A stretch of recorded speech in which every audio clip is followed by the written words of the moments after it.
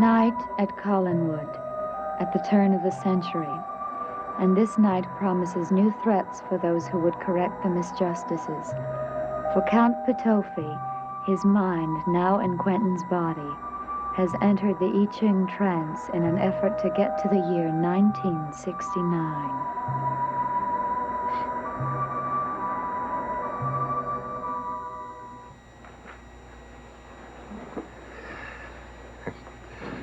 The future.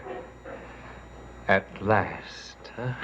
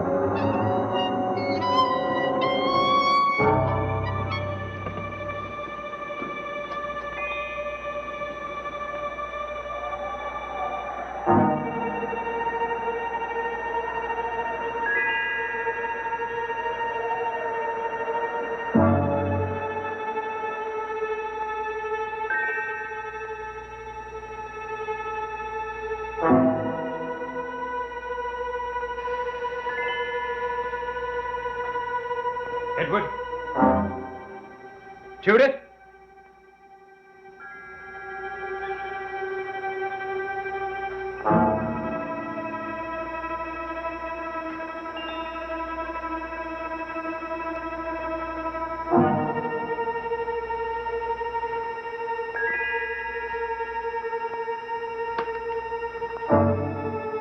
Tuesday, October 28th, 1969.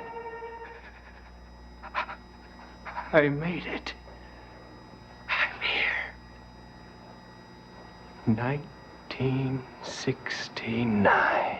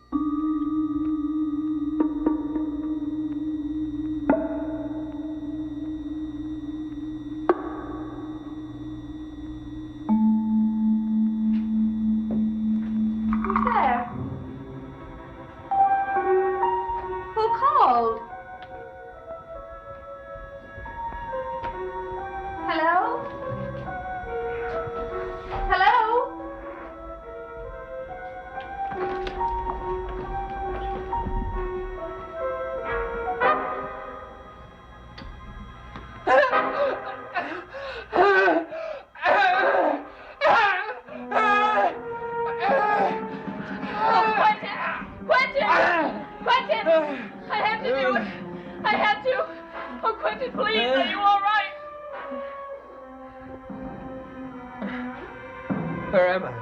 You're here. You're back here with me. Oh, Quentin, I didn't want... Don't stare at me. It wasn't my fault.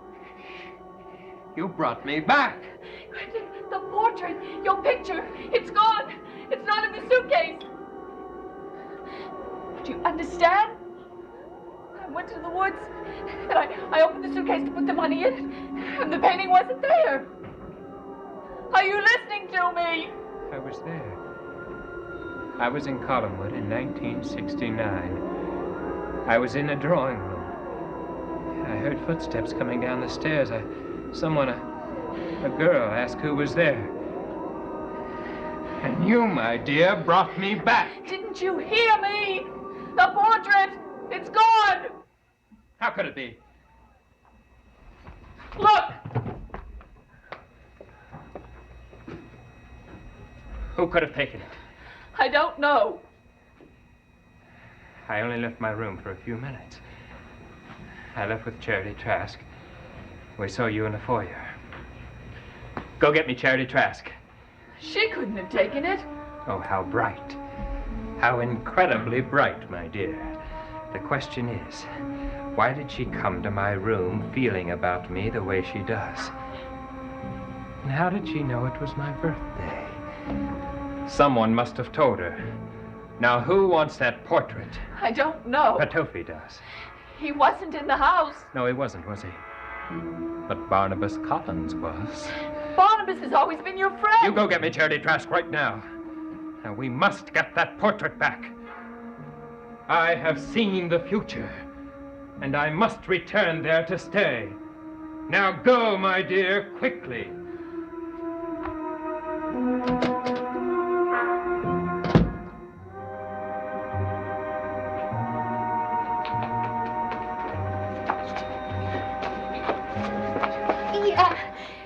Why does Quentin want to say me? I don't know. Well, I got nothing to say to him. Well, you had enough to say to him earlier. I was didn't just you? being nice, that's all.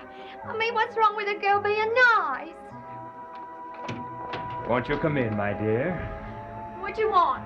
Well, I so enjoyed our little glass of champagne that we had together that I thought we should have another little chat.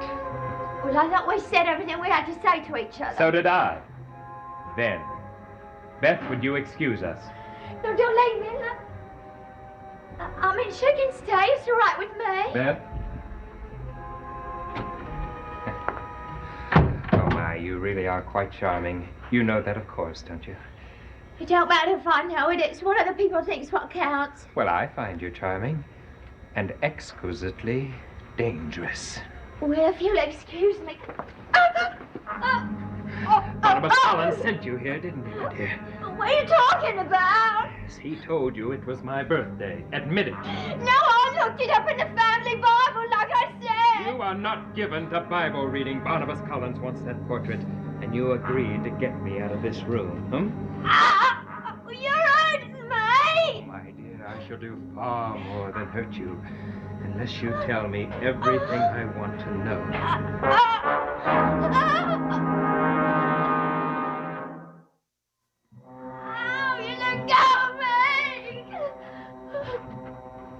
You know all about Barnabas Collins, don't you? You make me so mad. I don't even know why I'm nice to you. Because he wanted you to be. Admit it. What kind of person do you think I am? Now that he orders me around. You know better than to try and fight me, my dear. I ain't fighting you. I was just trying to turn up when you leave, Yes, so to speak. He thought up that for you, too, didn't he? He was with me when I thought of coming up here. I don't mind admitting that. Where was he while we were having our little drink? I don't keep tracks of the comings and goings of people in this house. In this case, you know. Don't tell me what I know and what I don't know. All right, dear. I shall tell you where he was. No, you won't, mister. Whoever you are.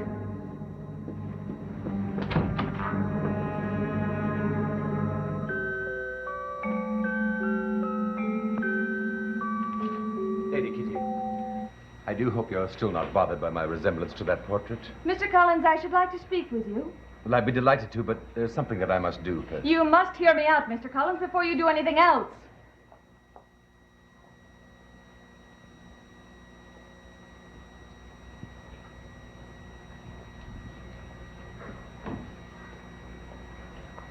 Now, since you have so little time, I'll be quite direct with you. I want you to leave Collinwood today. Now. Lady Kitty, I've offended you. You must know why I want you to leave. No, I don't really. Well, now, you're not a stupid man, Mr. Collins. Far from it. You must be aware of the effect you're having on me. I'd hoped I'd have some effect, yes. What I'm trying to say is that I think you're responsible for everything that's been happening to me. Lady Kitty. Yes, I believe that. For some reason, you seem determined to drive me insane. That's not true. Mr. Collins, my attack started... Before I ever arrived here. I seem to have some premonition that you would arrive. First night that I was in this house, I asked about your portrait. Not my portrait, my ancestors. Now, Lady Kitty, I can explain what is happening to you. How can you? Because I know. Now, will you listen? I watched you very closely. Now, don't take offense. At first, I didn't understand why you had this empathy for that portrait in the hall, but now I realize what is happening to you. What? I believe you are the reincarnation of Josette Dupre. Her mind insists upon entering into your consciousness. Josette is determined to live again. You're mad! How can you be so cruel as to even suggest that? Because you will be happier if you let Josette live. Lady Kitty, you know things that only Josette knew. How do you know that? How come you're such an authority on Josette Dupre? You talk about her as if you saw her yesterday. She's been dead over 100 years. Now, how do you come to know so much about her? Why do you know what she knew? Because I am in love with her. I first saw her portrait when I was a young boy in England. Oh, not the same portrait, a copy of it. I thought she was the most beautiful woman that I could imagine.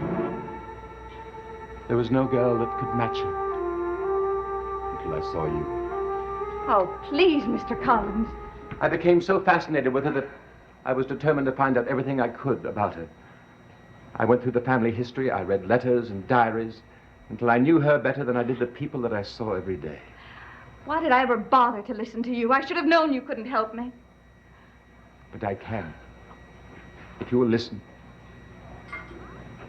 If you will believe me. I believe that you're quite insane. Now, please leave me, Mr. Collins.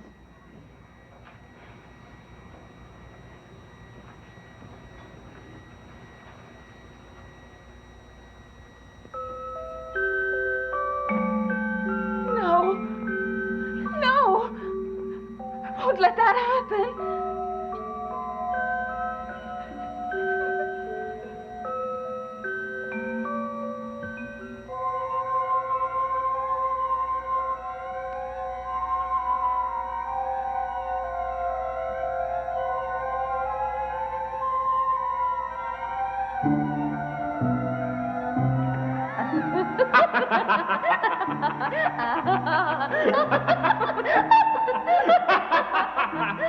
Pansy! Hey, Pansy. Oh, what are you hiding for? I'm gonna find you. Come on, we had such a great evening tonight. Where are you hiding? I'm going to find you.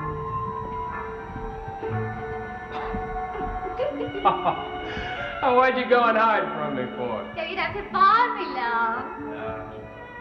Well, I found you. And I'm going to hold on to you forever. Oh, I'd be delighted.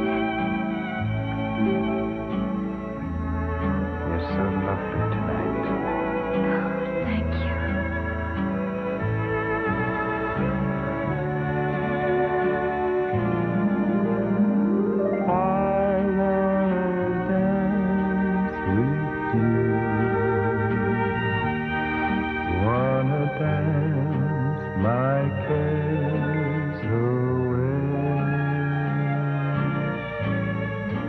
I'll be so close to you. In your arms, I'll always stay. Heart to beating too. In the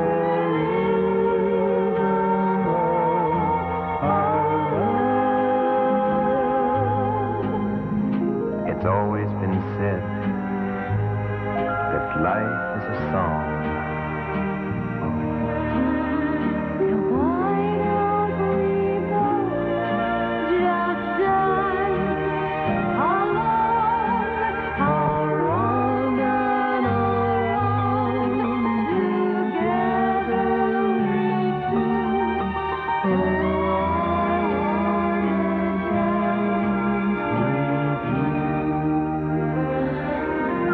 my darling.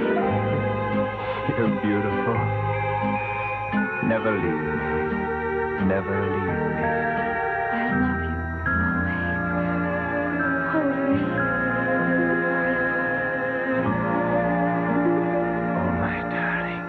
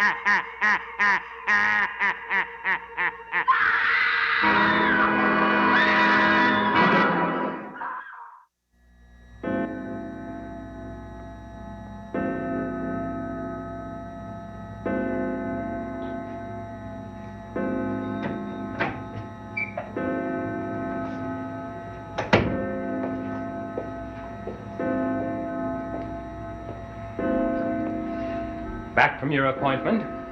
Yes. As a matter of fact, it took no time at all.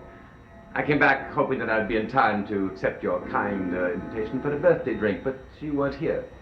So now we meet. A moment after midnight. Well, we shall have to wait until next year. I wonder if we shall be playing this same game next year. I don't know what game you're talking about. How astonishing it must be for you to still see the sunlight. Why shouldn't I? But how different it must be, and how strange it must be to live an ordinary life. But I always have. You know, to know that when night falls, you will not be at the mercy of your ailment. I think you have me confused with someone else. Why don't we quit denying the truth to each other and come out and admit that we are enemies? If you wish, Count Patofi. Well, I didn't expect you to find out so soon. Very clever. You must be an extraordinary clever man. I'm sure you are, or you wouldn't be here talking to me. Sometime you must tell me how you have accomplished all that you have. I shall wonder about it until you do. And I shall wonder how you happen to accomplish what you have. But there's one power I have which you do not. This rather innocent-looking hand. I want my portrait back, Barnabas. I'm sure you do. And you will get it for me. But I don't know where it is. Are you going to force me to use this hand? You have 2 minutes. 2 minutes to tell me where that portrait is. I need your help. You have powers. I know you do. There's no use in denying that. My powers. They will help me. When I think of the things that I have seen you do in England. Do you remember the game we played that night? The game in which you raised your hand and whoever it touched had to tell the truth? I saw my husband, Gerald, say things that I had never known. I must know the truth about myself. I've got to know what's happening. That's all I ask. Please. Please. What will it cost you to do it? Nothing. Listen, I will give you the last of my jewelry. You must help me. I won't leave here until you do.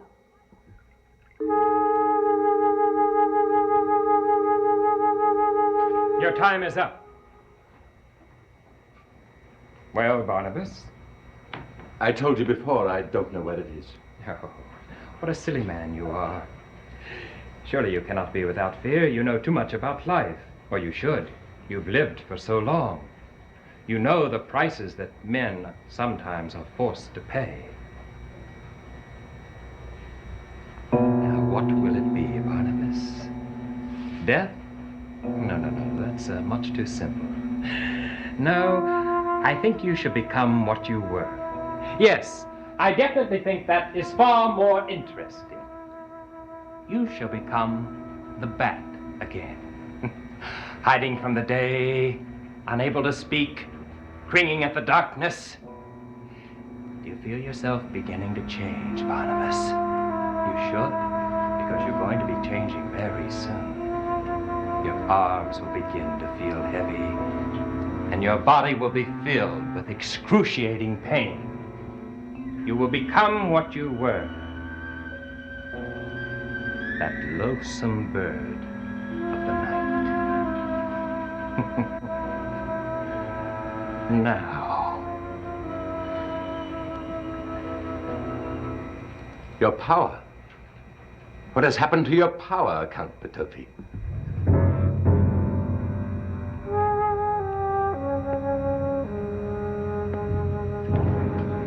Let this woman see the truth. Let her see who she really is. Do not spare her. Let her see.